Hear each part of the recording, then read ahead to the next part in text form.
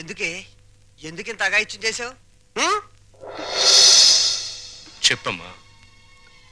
అన్నయ్య ఆపడానికి నాకు అంతకంటే మార్గం కనిపించలేదు. అన్నయ్య అతన్ని కొట్టి చంపేస్తాడేమో అని భయం వేసింది. నీ భయం ఇదొక్కటేనా? ఇంకేమైనా ఉందా?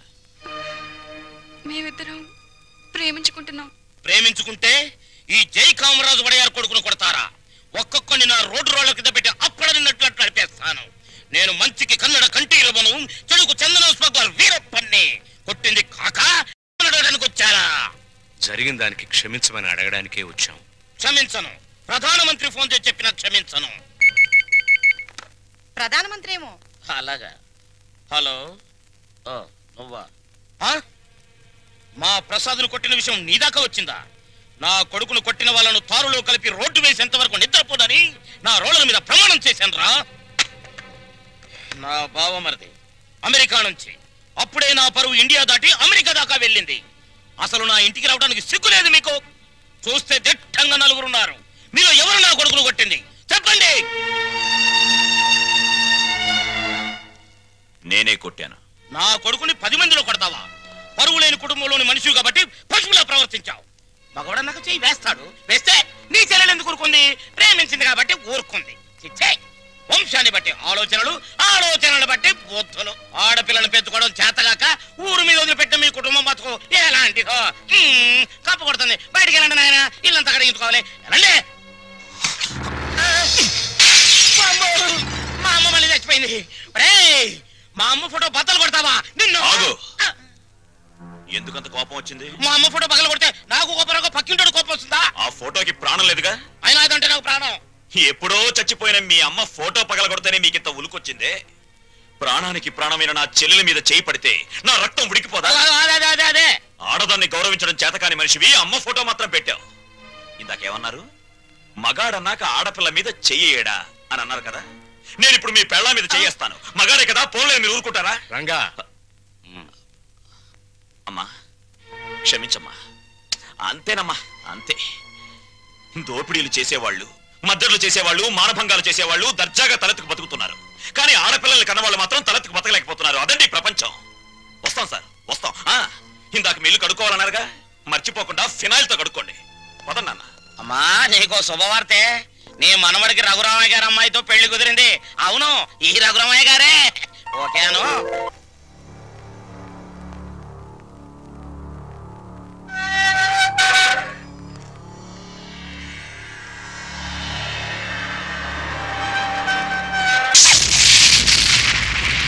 నేను ఇవాళ జైల్లోంచి విడుదలై వస్తున్నాను తెలుసు కూడా వెల్కమ్ చెప్పడానికి ఎందుకు రాలేదే?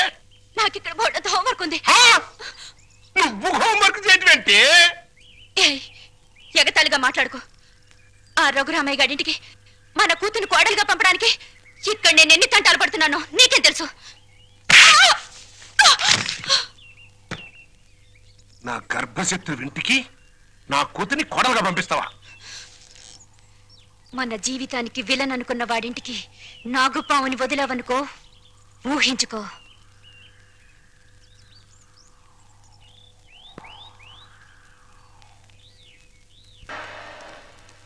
నాన్నగారు, తమ్ముడు చదువుతున్న కాలేజీ ప్రిన్సిపాల్ గారు మీకు ఈ లెటర్ పంపించారు.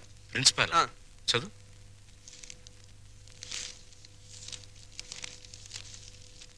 గౌరవనీయులైన రఘురామయ్య గారికి నమస్కారములు. మీ అబ్బాయి రవి గురించి ఒక ముఖ్యమైన విషయం మాట్లాడాలి. బయలుదేరి వస్తే ఒక ఆత్మహత్యను నివారించిన వారు అవుతారు. ఇట్లు భవదీయుడు Bhavani Prasad, principal, MRC college. మీ అబ్బాయి రవి ప్రవర్తన ఏం బాగోట్లేదు. అయితే వాడు మా రవి అయి ఉండడు. తమ పిల్లల గురించి పెద్దండ్రి అలాగే అనుకుంటాడండి. కానీ మీ వాడు సామాన్యుడు కాదు. కొత్తగా చేరిన స్టూడెంట్స్ ని ర్యాగింగ్ చేయటం, ఆడపిల్లల్ని అల్లరి చేయటం, లెక్చరర్స్ ని ఏడిపించడం. మా ప్రిన్సిపాల్ గారిని కూడా ఏడిపిస్తున్నాడండి. ఎస్, మీరు మా వాడి మీద వేస్తున్న అభాండాలను నమ్మలేకపోతున్నామండి. వాట్? నావి అభాండాలా? What do you mean by that? అది కాదు రంగా, నువ్వు ఊరుకో. సార్, మా వాడు. నో నో నో నో, మీరు వెళ్ళి కాసేపు ఆ పక్కన వెయిట్ చేయండి. నేను మీ వాడిని పిలిచి విచారిస్తాను. అతనేమిటో అతని ప్రవర్తన ఏమిటో మీకే తెలుస్తుంది. ప్యూన్, నీవన్నీ ఒట్టి గ్యాస్ కవర్లే. రవి గారు, మిమ్మల్ని ప్రిన్సిపాల్ గారు పిలుస్తున్నారు. ఏంటి పిలిచారట? What is the matter? మొన్న కాలేజీలో కొత్తగా చేరిన సుబ్బారావు అనే కుర్రాడిని ర్యాగింగ్ చేశాం. ఫలితంగా అతని కాలు విరిగిపోయింది. దానికి నీ సమాధానం ఏంటి? పుత్తూరు వెళ్ళి కట్టు కట్టించుకోమనండి. కొత్తగా కాలేజీకి వచ్చిన వాళ్ళని ర్యాగింగ్ చేయటం పాత రోజుల నుంచి వస్తున్న ఆచారం. దానికి ఇప్పుడు విచారణ ఏంటండి నా బొంద? ఆ కుర్రాడి సంగతి అలా ఉంచు. రాణి అనే అమ్మాయితో నువ్వు తిరగటం అందరికీ తెలుసు. ఆ అమ్మాయి జీవితాన్ని నువ్వు నాశనం చేశావు. ఆ పెళ్లి ఇప్పుడు గర్భవతి. నాకు తెలియకుండా మీకెలా తెలుసు సార్? మీ దగ్గరకు వచ్చి చెప్పుకుందా? Shut up. లేకపోతే ఏంటి సార్, నాలాంటి గ్లామరస్ అబ్బాయికి 10 మంది గర్ల్ ఫ్రెండ్స్ ఉండటం చాలా సహజం. మీరంటున్నట్టు ఆ అమ్మాయిని నేను అనుభవిస్తే ఆ అమ్మాయి కూడా నా వల్ల అనుభూతిని పొందింది. ఇది తప్పు అని మీరనుకుంటే ఆడవాళ్ళందరినీ పువ్వుల్లో పెట్టి పూజించుకోండి. కానీ నేను చేసేది ఇంతే. అమ్మాయి రాణి, రాణి, ఇతను చెప్పిందంతా విన్నావు కదా? నువ్వేమైనా చెప్పదలుచుకుంటే నిర్భయంగా చెప్పు. సార్, ఏ పరువు గల ఆడపిల్లైనా కావాలని కాలు జారదు. ప్రేమించిన వాడు తనే సర్వస్వాన్ని నమ్మించినప్పుడు విచక్షణ పోవచ్చు. నన్నంత నమ్మించి దుర్మార్గానికి హద్దులు ఉండవని నిరూపించాడు ఈ మహానుభావుడు. ఊరుకో అమ్మా, ఊరుకో. ఆ అమ్మాయి అభిప్రాయం నీ అభిప్రాయం తెలుసుకున్నాను. ఇంకా మీ అమ్మా నాన్నల అభిప్రాయం తెలుసుకోవాలనుకుంటే మా ఇంటికి వెళ్ళండి. వాళ్ళు మన క్యారెక్టర్ కి యూ సర్టిఫికెట్ ఇస్తారు. అక్కర్లేదు. రఘురామయ్య గారు దయచేయండి. విన్నారా మీ అబ్బాయి మాటలు? అమ్మా, నువ్వు అమ్మాయి పక్కన నిలబడు. చెల్లి నువ్వు కూడా. రేయ్, ఇప్పటి వరకు నువ్వు ఆడదాని గురించి మాట్లాడిన మాటలు తిరిగి ఒక్కసారి మాట్లాడు. అమ్మా చెల్లి కూడా ఆడవలేరా? మాట్లాడు. అమ్మా చెల్లి దానిలా ప్రవర్తించే మనుషులు కాదు. అవునవును. అటువంటి పవిత్రమైన ఇంట్లో దుర్వాసన కొట్టే మాటలతోనూ చేతలతోనూ నువ్వు ఒక్కడే పుట్టుకొచ్చావు. ఆ అమ్మాయిని ఏం చేద్దాం అనుకుంటున్నావు? అది కాదు నాన్న, నేను ఆ అమ్మాయిని అనుభవించిన మాట నిజం. కానీ బ్రాతలుగా భావించి అనుభవించాను. నిజంగా ప్రేమించుంటే ఆ అమ్మాయి తల్లి ఎవరు, తండ్రి ఎవరు, సంప్రదాయం ఏంటి అని తెలుసుకున్నాను కదా. అయినా ఆఫ్టర్ ఆల్ దాని గురించి ఆలోచిస్తారేంటి నాన్న? ఆ అమ్మాయిని పెళ్లి చేసుకుంటావా లేదా? అది కాదన్నయ్య. నోరు మీరే దుర్మార్గుడా. ఆ పెళ్లికి అన్యాయం చేయకన్నయ్య. ఈ పెళ్లి జరగకపోతే అందరం కలిసి నీ అంతు చూస్తాం. నీతో పాటు మేము చేస్తాం. చెప్పరా? చెప్పు చెప్పు చెప్పు. సరే, దండలు తెప్పించండి.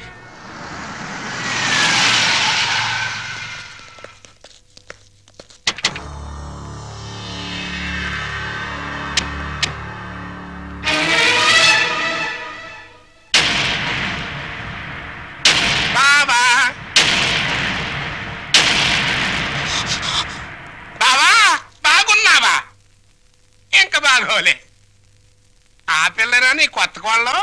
ఆ పిల్ల ఎవరు కనుక్కో చూద్దాం. నీ వేలు విడవని మేనగోళ్ళు అంటే నీ సొంత చెల్లెలు సవితికి కూతురు. ఈ నా కీపే నీ కొత్త కోడలకి జన్మభూమి. నీకు గుర్తుందా? అప్పుడప్పుడప్పుడప్పుడు నా ముఖం మీద నా కొడుకు చేత తుపుక్కు నుమ్మే ఇచ్చావు. ఇప్పుడు నీకు గుర్తొచ్చి ఉంటుందిలే. ఆ ఉమ్ము అప్పుడే తుడుచుకుంటే పోయింది. కానీ ఇప్పుడు నీ మొహం మీద పడబోయి ఉమ్ము లైఫ్ బాయ్ సబ్బుతో తోవుకున్నా లైఫ్ లాంగ్ సరిపోకుండా పర్మనెంట్ గా ఫిక్స్ అయిపోతాయి. అరవబకరా నా కొడక. బైక్ లేకుండానే మీ ఫ్యామిలీ అఫేర్ అంతా ఊరంతా తెలిసిపోద్ది. చూడు, ఇయాల నుంచి నా కూతురు జెండా మీ ఇంటి మీద ఎగురుతా ఉంటుందన్నమాట. ఎప్పుడు ఎగరటం మానేస్తాం అప్పుడు జెండా ఎత్తేస్తాం. ఈ గవర్నమెంట్ కూలిపోద్ది. బావా, గడ్డిని తగలబెడటానికి పెద్ద దివిటి అక్కర్లా, చిన్న అగ్గి పుల్ల చాలు. ఆ అగ్గి పుల్లే నీ కోడలు నా కూతురు అన్నమాట. ఈ రోజు నుంచి ది ఎండ్ కార్డు పడేంత వరకు నా డైరెక్షన్ లో ఇవ్వబోయే కొత్త ట్విస్ట్ అన్నమాట. వచ్చిన పని అయిపోయింది, ఇంకొస్తా అన్నట్టు డాక్టర్. నా సన్ ఇన్ లాని లాక్రమే ఆశీర్వాదం తీసుకుని కానీ